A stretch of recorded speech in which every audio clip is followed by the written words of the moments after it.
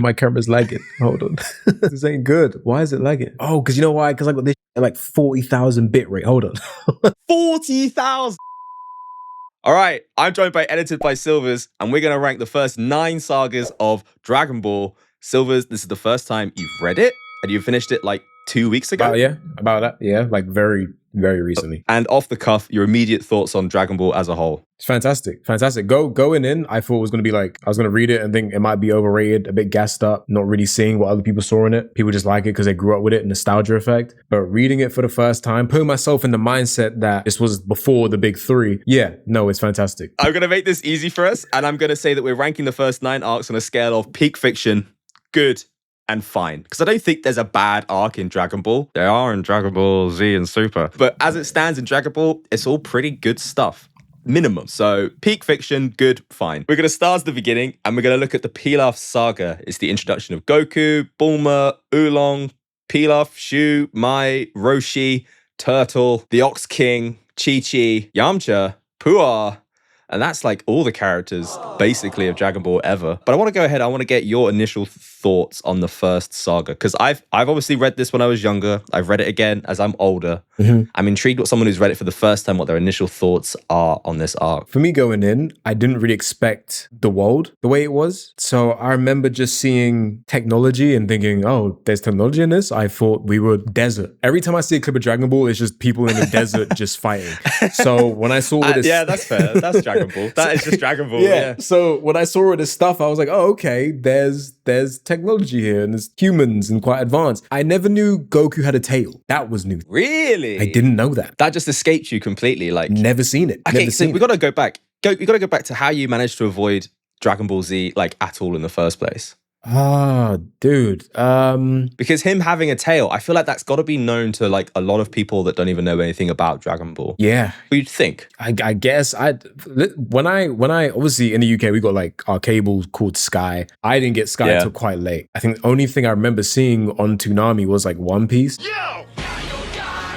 Dragon Ball I don't ever remember seeing at all. And I think when I did see it, it just looked old. It looked really old. So I just wasn't interested. As a kid, I just didn't care. Yeah, no, I get that. Like, you had Sky, though. Like, I'm kind of jealous. We had Freeview, so I got Power Rangers and Teenage Mutant Ninja Turtles.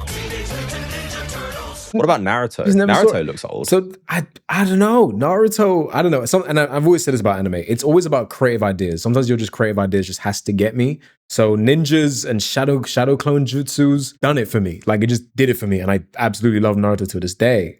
Madara tattoo pending. Yeah, Dragon Ball, every time I saw it, wasn't interested. Nothing about it interested me. It looked like a bunch of meatheads fighting. And the fan base never really spoke about the great stuff that's in Dragon Ball, the original. Till Toriyama died. Once Toriyama passed away and I saw everyone kind of really upset about it, I was like, you know what? Let me actually read this series and just see what's going on with it myself, you know? In terms of the Pilaf Saga then, my personal opinion, I think it's fine. It's not a rough start for Dragon Ball, but I think it's so detached from what Dragon Ball becomes and Dragon Ball Z and Dragon Ball Super that it's almost like an entirely different premise and concept. Also, and I've written here in red, and I made a video about this already, the sex stuff made this very uncomfortable for me to reread.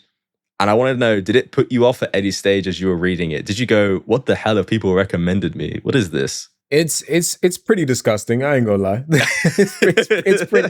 it's pretty gross. And again, I did have to put myself in a mindset of the era and time back then and how not to be controversial, but how the Japanese audience can be when it comes to that stuff. But yeah, no, I just had to put myself in a mindset and just kind of ignore it. My brain kind of aged Bulma up a little bit just to, make it a little bit more comfortable to read. I don't think it's particularly good, and it's definitely not peak fiction. I think it's a great intro. I think the comedy outside of the sexual humor, I think the comedy is really good. I think the comedy is solid. Yeah, I quite like the comedy. I love the fact that there's no major fights in this. I think it's very much just characters talking, having conversations, just learning about each other. I think the only Dragon Ball fan who likes the conversations and not the fights. Let me say this now. When it comes to just dialogue, I love just characters having a conversation, just chilling. I could watch read anything that has no fights in it. Like, I genuinely love that, which is why I'm like a free rent addict right now. I think the issue that I had with the first couple of chapters in Dragon Ball was I couldn't really figure out the level of fantasy that we were at. So sometimes it felt very fantasy-esque, like we were just in a complete different world, and then sometimes it felt very grounded in reality, and I felt like there wasn't a good balance or a good way of showing me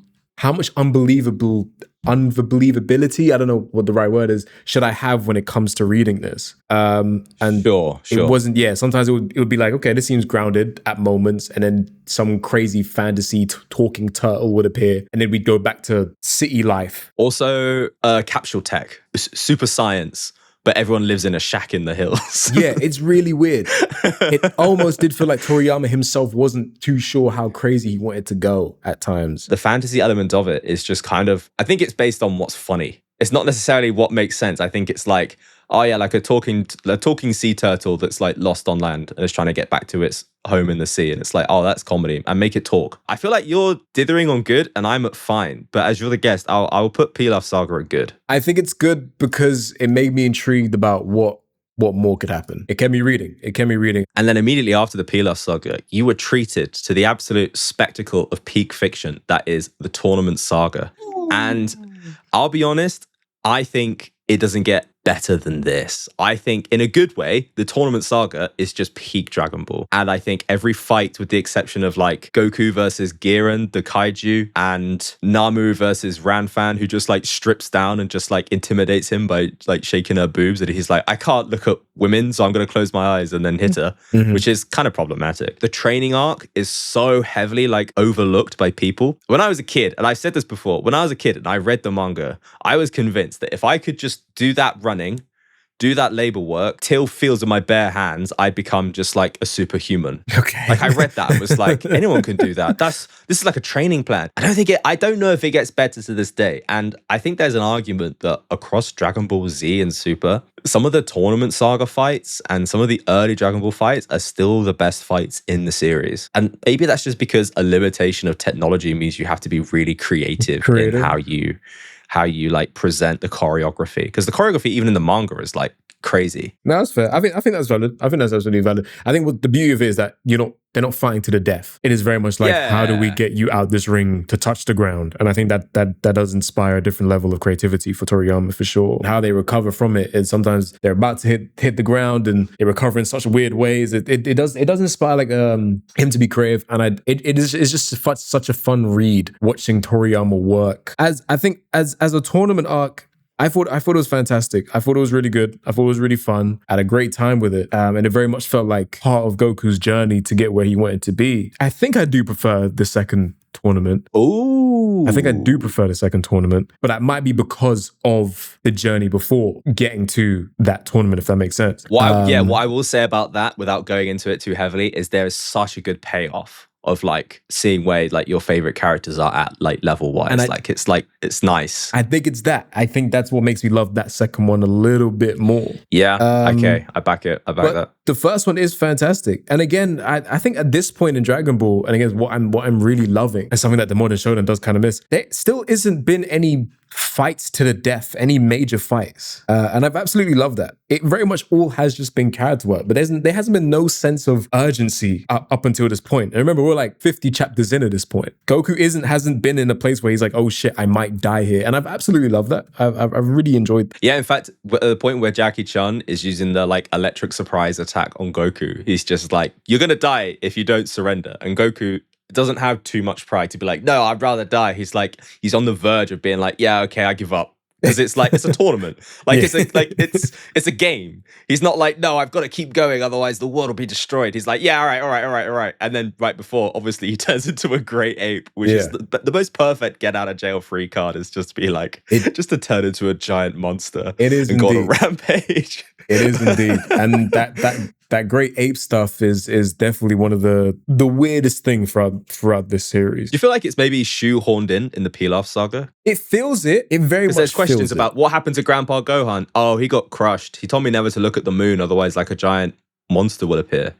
And then everyone's like, huh? and then he immediately turns into that monster. It's a little bit kind of just like, oh, how do we get out of this situation? Goku turns into a monster and destroys everything. But no, I think this tournament arc is fantastic. I think was it Jackie Chan? I thought that was great. I thought that was a good time. I don't know if he says it in this arc, but I feel like every arc, Roshi is like, I think these boys have surpassed me. Like I think he says it almost every single arc, and it gets funny and funny every time he says it. It's like they trained with him, but secretly, because as soon as they show off what they can do, he's like, wait, what?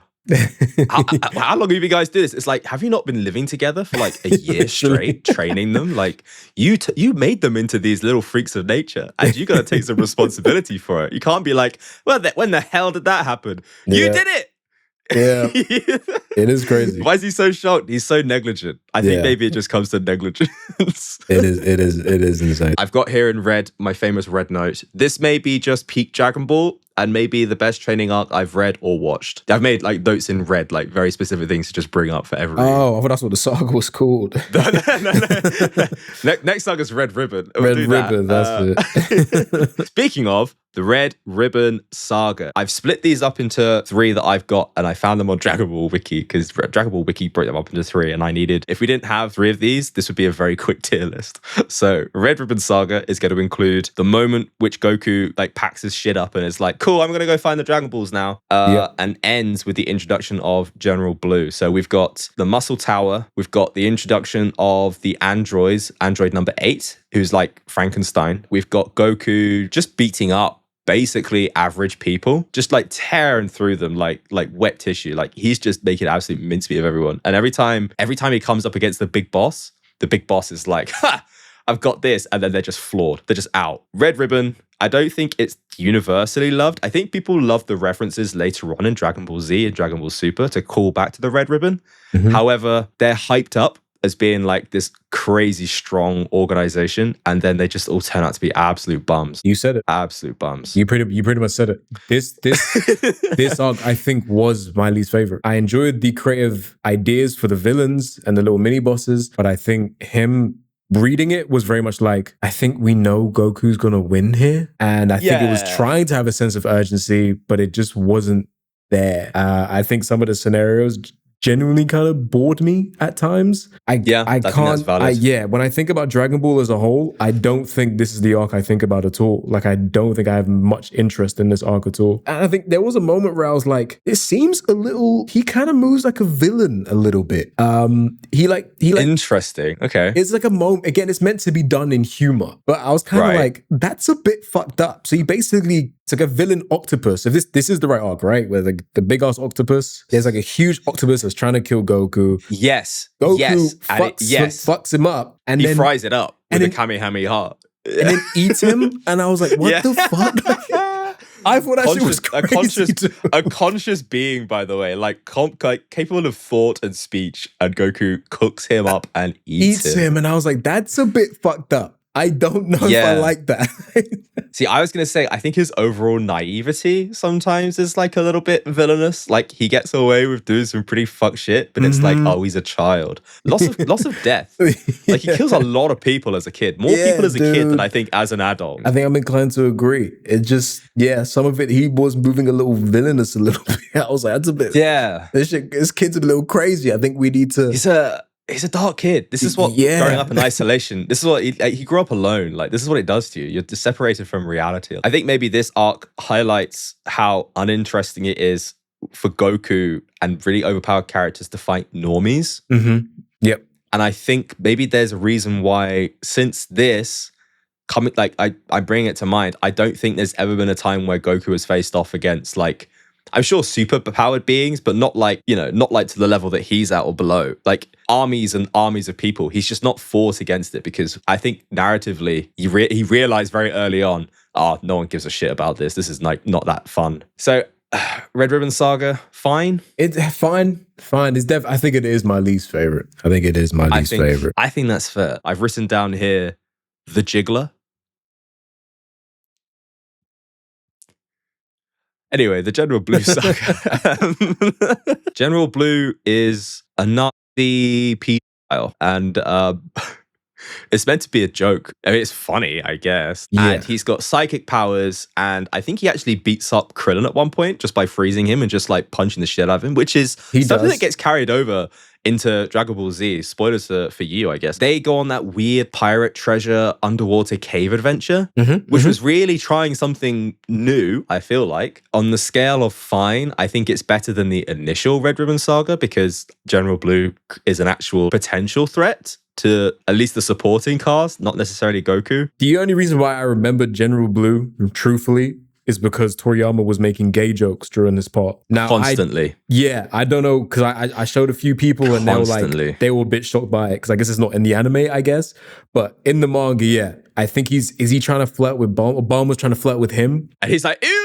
And he's not interested. And Bulma's just like, well, yeah, he's got to be gay. So that's why I remember this General Blue mostly. Yeah. The way Bulma was dressed was a little crazy. But yeah, again. Story of Bulma's life, quite honestly. Yeah. The Commander Red Saga. Now, once General Blue returns kind of like empty-handed to Commander Red, all he has is a Dragon Ball radar. We are then introduced to what I think is probably like the GOAT, Mercenary Tao, or Tao Pai Pai, or Tao Pei Pei, depending on your translation. He's the world's deadliest assassin, and he actually gives Goku a good run for his money. He's also pure aura farm, and he's bordering on like cackling evil. He's not quite cackling, but he is evil. Like, dude, just expressly evil, loves killing people just because he can. So I think between chapter 1 and up until this point, I was enjoying Dragon Ball because I was just having fun with it and I was taking my time reading it. I think soon as this dude shows up though, that completely changed. I was in. Really? I was locked in. I was like, okay. Like, all right, okay. He's done 60 chapters of just characters chilling, having fun, tournament arcs, dialogue, comedy, him just having fun. But Tao, once he appeared, I was like, oh shit, it's getting people. It's getting real. Like, once he threw that fucking pillar and jumped on it, I was like, what the fuck am I reading? What the fuck am I reading? It's so good. It's the fact he kills General Blue. He's like, you're not even worth using my fists. I'm going to kill you with just my tongue. And like pierces his skull and brain with his tongue. Fucking nasty shit. I think this right here is the one. Because I think every character that's involved in this particular situation very much shines. I think this was the moment where I was completely locked into Dragon Ball. I thought this was fantastic. And I absolutely love, people are Bleach fans, I think the Fullbringer arc is the best arc because I love seeing main characters just get fucked up. I love seeing main characters just lose and just get beat up. I think it's fantastic. Commander Red Saga then. It's the best out of the 3 Red Ribbons, I think. I like how Commander Red's goal is to be taller. That's like where he wants to use the Dragon Balls for. And I love that was genuinely hilarious. That was hilarious. I love the fact that like General Black just pulls out the gap, just fucking murders his boss. Yeah. And he's like, I can't believe how many people have died for your wish. That was genuinely hilarious. And that one very much gave me One Piece vibes. I think it was like around this actual arc here was when I was seeing the crazy amount of One Piece influence. So meaning Dragon Ball influencing One Piece. I think one of the moments was where I can't remember the little girl's name, but her dad passes away from Taupai, one of his attacks. She's upset about her dad dying. Goku says, listen, I'll get the Dragon Balls and I'm going to bring your dad back. And he barely knows these people. And again, this is where I feel like he just shines so much here. He barely knows these people and he's willing to promise this thing. And a lot of that is Luffy to a T. Like a lot of that is so Luffy. So yeah, I do feel that actually. Yeah, like blindly good protagonist. You've done a Krillin just now, and you've referred to Upa as being a girl when Upa is a boy. That's really funny because that's in the manga. Krillin does that. Krillin's like, "Who's this chick?" And Goku's like, "You're a boy, right?" And Upa's like, "Yes." Oh shit. Yeah, I mean, we not even talked about like there's Karen Tower, like the pole that Goku climbs, and ends up being taught by Master Karen. And just does 3 years worth of training in like 3 days, and everyone's like, holy shit, this guy might be a prodigy. And it's like, really? You think? There's a lot that goes on, actually, to be fair. I think for me, all of this, it's almost like the stuff away from Red Ribbon that makes it better. Like there's a little mini training arc, there's a big boss to defeat who's actually a threat, and there's a killer, stone cold killer. For me, I think that bumps it way out of fine. I'm interested to hear you on whether you think it's peak fiction or good. This was the arc that made me look into Dragon Ball. Again, I was taking my time before this. I think once I got here, I was pretty much spam reading. Like this was the arc I think it was here where I was like, I get it. Before I was like, yeah, this is cool, this is nice. But here I was like, I get it. I think then we're saying peak fiction, right? I fucking love this arc. The Barber Saga. This was the point where I think Toriyama was making a decision with the series. We have fights against the Mummy, Dracula, the Devil, the Invisible Man. I think that's it. That's 4. The reveal that Goku is in like the middle of a fight and it's his grandpa, and his grandpa is just teasing him the whole time, like in disguise. I genuinely teared up a little, just a little, when Goku just reduces from like this kind of cocky child to like a baby, and he's just crying his eyes out.